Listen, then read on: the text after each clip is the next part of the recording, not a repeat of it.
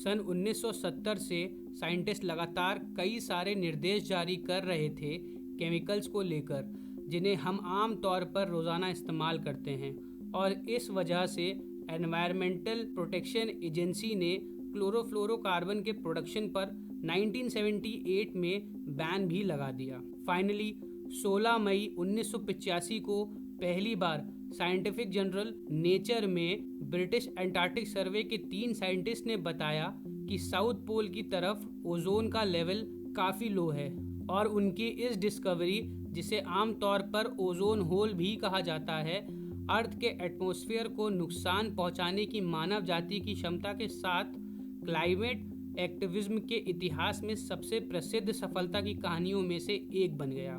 Ozone layer earth atmosphere के निचले portion में होती है। इस लेयर में पोटेंशियल होता है 97 से 99% तक हार्मफुल अल्ट्रावायलेट रेडिएशंस को एब्जॉर्ब या सोख लेने का, जो सीधा सन से पृथ्वी की तरफ आती हैं। इसके ना होने से पृथ्वी पर मौजूद हर लाइफ डैमेज हो सकती है। अगर पृथ्वी पर ओजोन लेयर ना हो तो करोड़ों लोगों को स्किन डिसीजेज और वीक इम्यूनिटी सिस्टम होने की दिक्कत हो सकती है। साइंटिस्ट ने डिस्कवर किया है कि over Antarctic there is a hole in ozone layer, जिस वजह से उनका सारा ध्यान कई सारे एनवायरमेंटल इश्यूज जो ओजोन डिप्लीशन की वजह से हो रहे हैं उनको रोकने के ऊपर गया। ओजोन होल होने का मेन कारण chlorofluorocarbons, carbon tetrachloride, methyl bromide और हाइड्रोफ्लोरोकार्बन्स हैं। नमस्कार, आपका स्वागत है लाल क्लासेस में। मेरा नाम है तरुण। आप मुझे फॉलो कर सकते हैं इंस्टाग्राम पर, जिसका लिंक आपकी स्क्रीन्स पर है। और आज आसान शब्दों में हम समझने वाले हैं what is ozone depletion. Ozone layer depletion का मतलब ओजोन लेयर का पतला होना होता है। ये तब होता है जब क्लोरीन और ब्रोमीन के एटम्स एटमॉस्फेयर में ओजोन से कांटेक्ट करते हैं और ओजोन मॉलिक्यूल को डिस्ट्रॉय करते हैं। क्लोरीन का एक एटम करीबन 1 लाख ओजोन के मॉलिक्यूल्स को डिस्ट्रॉय करता है, और इस वजह से ओजोन उतनी तेज़ी से डिस्ट्रॉय किया जाता है जितनी तेज़ी से वो बनता भी नहीं है। ओजोन डिप्लीशन को समझने से पहले ये जान लेते हैं कि ओजोन लेयर बनती कैसे है। इसे समझने के लिए हमें ओजोन साइकिल को समझना पड़ेगा। ओजोन साइकिल या ओजोन ऑक्सीजन साइकिल में ऑक्सीजन के 3 फॉर्म्स इन्वॉल्व्ड हैं। पहला है ऑक्सीजन एटम, या जिसे आप ओ एटम कह सकते हैं। दूसरा है ऑक्सीजन गैस, या जिसे आप O2 मॉलिक्यूल कह सकते हैं। और तीसरा है ओजोन गैस, जिसे आप O3 मॉलिक्यूल कह सकते हैं। ओजोन स्ट्रेटोस्फेयर में फॉर्म होता है जब ऑक्सीजन के मॉलिक्यूल्स फोटो डिसोसिएट होते हैं अल्ट्रावायलेट फोटॉन्स को एब्जॉर्ब करने के बाद। इससे होता ये है कि सिंगल O2 मॉलिक्यूल में से 2 ऑक्सीजन एटम अलग अलग हो जाते हैं।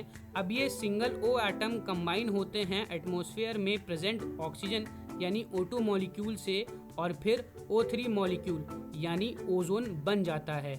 ओजोन साइकिल के हिसाब से ओजोन या O3 मॉलिक्यूल फिर अल्ट्रावायलेट लाइट को एब्जॉर्ब कर लेंगे, जिसकी वजह से O3 मॉलिक्यूल्स टूटकर ऑक्सीजन या O2 मॉलिक्यूल और सिंगल O एटम बना देगा, और फिर इसी तरीके से निकला हुआ सिंगल ऑक्सीजन एटम O दूसरे ऑक्सीजन मॉलिक्यूल O2 से मिलकर O3 मॉलिक्यूल बना देगा, और ये प्रोसेस ऐसे ही चलता रहता है। और इस साइकिल में बाधा डालता है इंसानों द्वारा बनाए गए मैन्युफैक्चर्ड केमिकल्स, जिनकी वजह से ये नेचुरल साइकिल डिसबैलेंस हो जाती है। ओजोन लेयर के डिप्लीट होने का मेन कारण मैन्युफैक्चर्ड केमिकल्स जो क्लोरीन और ब्रोमीन के एटम से मिलकर बनते हैं, जैसे chlorofluorocarbon, hydrochlorofluorocarbon, methyl bromide etcetera होते हैं। इन्हें हम ODS या ओजोन डिप्लीटिंग सब्सटेंस भी बोलते हैं।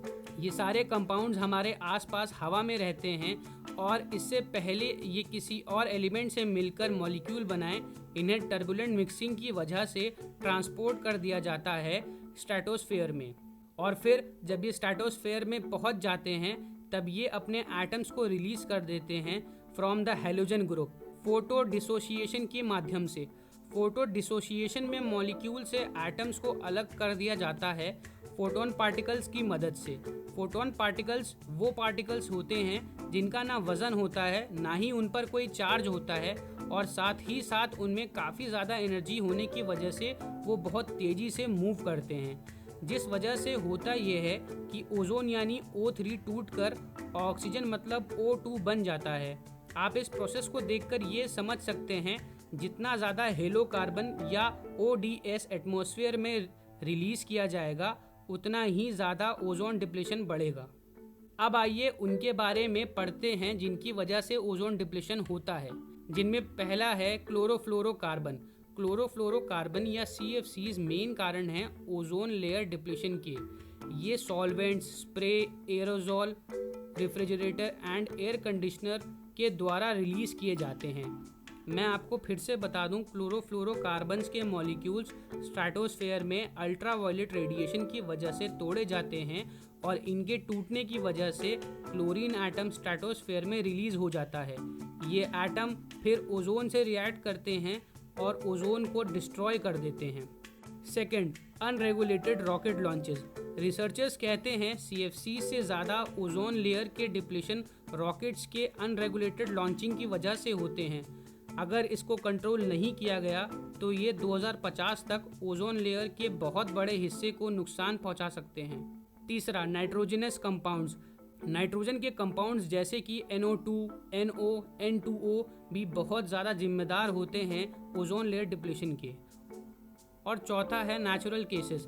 कुछ नेचुरल प्रोसेसेस जिनकी वजह से ये पाया गया कि ओजोन डिप्लीशन होता है, उनमें से पहला है सन स्पॉट्स और दूसरा है स्ट्रेटोस्टोफिक विंड्स। पर ये ज़्यादा से ज़्यादा 1-2% ही रिस्पॉन्सिबल हैं ओजोन लेयर के डिप्लीट करने में। इनके साथ साथ वोल्केनिक इरप्शन यानी ज्वालामुखी का फटना भी रिस्पॉन्सिबल होता है। चलिए अब जानते हैं ओजोन डिप्लीटिंग सब्सटेंस मतलब ODS के बारे में। जैसे कि मैंने आपको पहले ही बताया, ओजोन डिप्लीटिंग सब्सटेंस वो सब्सटेंस होते हैं जो ओजोन लेयर के डिप्लीशन के लिए रिस्पॉन्सिबल होते हैं, जैसे कि chlorofluorocarbons, halons, carbon tetrachloride, hydrofluorocarbon, etcetera etcetera. आइए देखते हैं इन ओजोन डिप्लीशन सब्सटेंस की सोर्सेस क्या क्या हैं। पहला है क्लोरोफ्लोरोकार्बन्स। ये refrigerators, air conditioner, solvents, dry cleaning agents etcetera में पाए जाते हैं। दूसरा, हेलोन्स। ये फायर एक्सटिंग्विशर में पाए जाते हैं। तीसरा, कार्बन टेट्राक्लोराइड। ये फायर एक्सटिंग्विशर और सॉल्वेंट्स में पाए जाते हैं। चौथा, मिथाइल क्लोरोफॉर्म। ये एडेसिव्स और एरोसोल्स में पाए जाते हैं। और पांचवा है हाइड्रोफ्लोरोकार्बन्स। ये सॉल्वेंट क्लीनिंग और फायर एक्सटिंग्विशर्स में पाए जाते हैं। देखिए, ओजोन लेयर के डिप्लीशन होने से एनवायरनमेंट पर काफ़ी सारे हार्मफुल इफ़ेक्ट्स पड़ते हैं।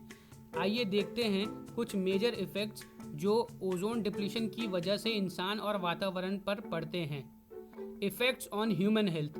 ओजोन लेयर डिप्लीशन होने की वजह से इंसान डायरेक्टली एक्सपोज हो जाएगा हार्मफुल अल्ट्रावायलेट रेडिएशन से जो सन से निकलती हैं, जिनकी वजह से कई सारे सीरियस हेल्थ इश्यूज हो सकते हैं, जैसे कि skin disease, cancer, sunburn, cataract, quick ageing और वीक इम्यूनिटी सिस्टम का होना।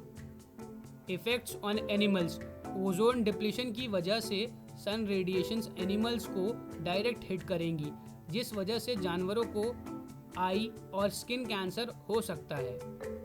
Effects on environment. Strong ultraviolet rays की वजह से प्लांट्स में कम से कम ग्रोथ, फ्लावरिंग और फोटोसिंथेसिस हो पाएगी और जंगलों को भी इस अल्ट्रावायलेट रेस का हार्मफुल इफेक्ट झेलना पड़ सकता है। Effects on marine life.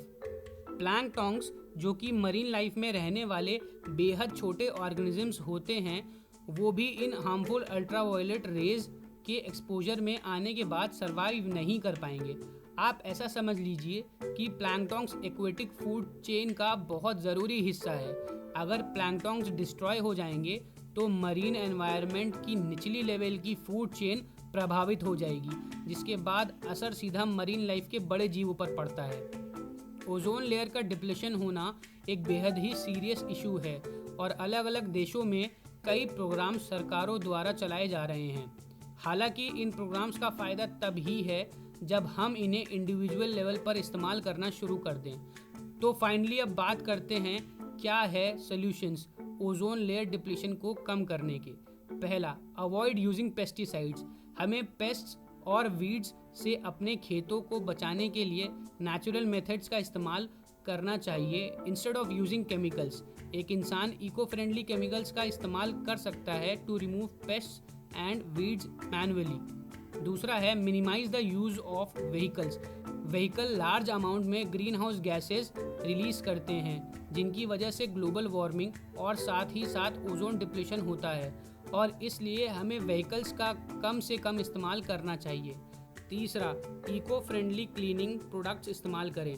ज़्यादातर मिलने वाले क्लीनिंग प्रोडक्ट्स क्लोरीन और ब्रोमीन रिलीज़ करते हैं। ये क्लोरीन और ब्रोमीन किसी तरीके से एटमॉस्फेयर में मिल जाते हैं और ओजोन लेयर को इफ़ेक्ट करते हैं। ऐसे क्लीनिंग प्रोडक्ट्स को हमें सब्स्टिट्यूट करना चाहिए नेचुरल प्रोडक्ट से टू प्रोटेक्ट आवर एनवायरनमेंट। और चौथा, निट्रस ऑक्साइड का इस्तेमाल पूरी तरीके से रोक देना चाहिए। गवर्नमेंट को एक्शंस लेना चाहिए और निट्रस ऑक्साइड को पूरी तरीके से बैन कर देना चाहिए, जिसकी वजह से सबसे ज़्यादा ओजोन डिप्लीशन होता है।